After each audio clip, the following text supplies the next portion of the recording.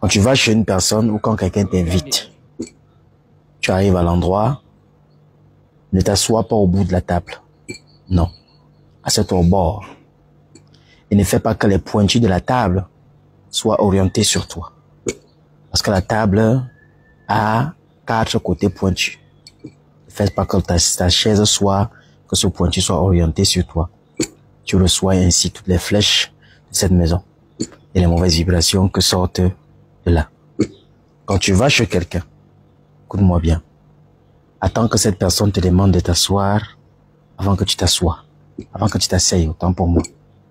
Pourquoi? Parce que même si la chaise a été soit piégée, soit gardée des mauvaises vibrations, le fait que le propriétaire de la maison te dit « assieds-toi », il annule le sort de la chose.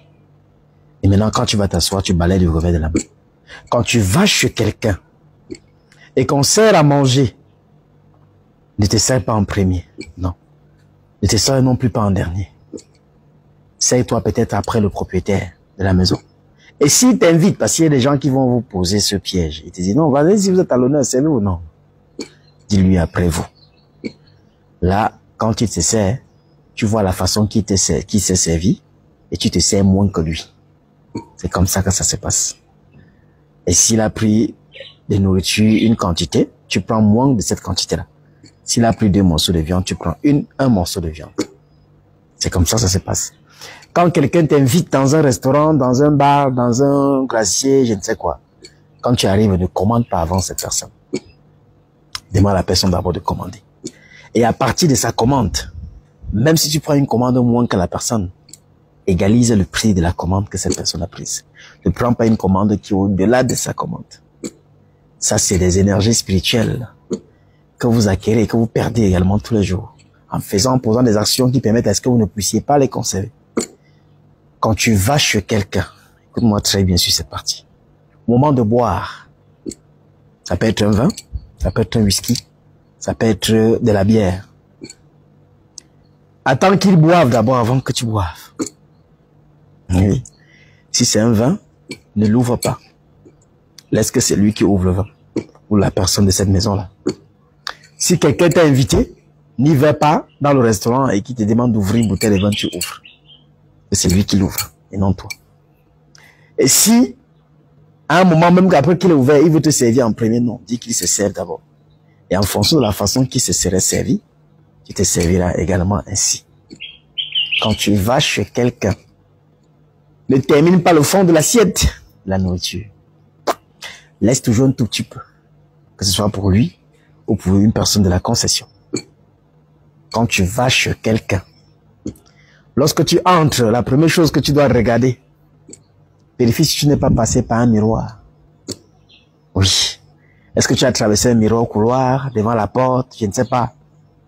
Si tu te rends compte que tu es passé dans un miroir, en sortant, écoute très bien, en ressortant de là, tends la paume de main sur le miroir. Genre, voici le miroir devant toi, en sortant, tu fais comme ça, et tu sors. Si cette personne était quelqu'un de maléfique, et qui avait mis un miroir, parce que les miroirs sont les enregistrements d'images. Tu peux passer là, quelqu'un se tient, il voit tout ce qui s'est passé. Beaucoup de personnes ne mettent pas les miroirs chez eux pour se mirer. C'est pour capturer les énergies des personnes qui passent. Même dans des restaurants ou des glaciers ou des marchés où tu passes par un miroir avant d'entrer. Il faut faire attention. Mais regardez le monde de la nuit. Quand vous êtes dans un snack, la plupart des snacks, avant d'entrer, vous passez par un miroir. La question est pourquoi est-ce que vous devez passer par un miroir? Vous pensez que c'est pour mirer votre habillement? C'est pour voir comment vous êtes bien habillé, bien sorti? Non. C'est justement pour capturer l'énergie que vous avez. Parce que vous êtes venu vous divertir. Alors quand vous serez donc content, au fur et à mesure que vous dégagez la joie, il y a une énergie qui se libère de votre corps. Et se stocke dans ce miroir. C'est pour cela que lorsque tu entres, tu mets la paume de main, qui est signe de blocage. Une paume de main qu'avant de la mettre, tu peux souffler dessus. Car je vous ai parlé du crachat. La salive est une protection. Sur vous, sur vos enfants et même sur vos habits que vous achetez. Soufflez dessus. De deux côtés, vous portez. Quand tu vas chez quelqu'un, reste très calme.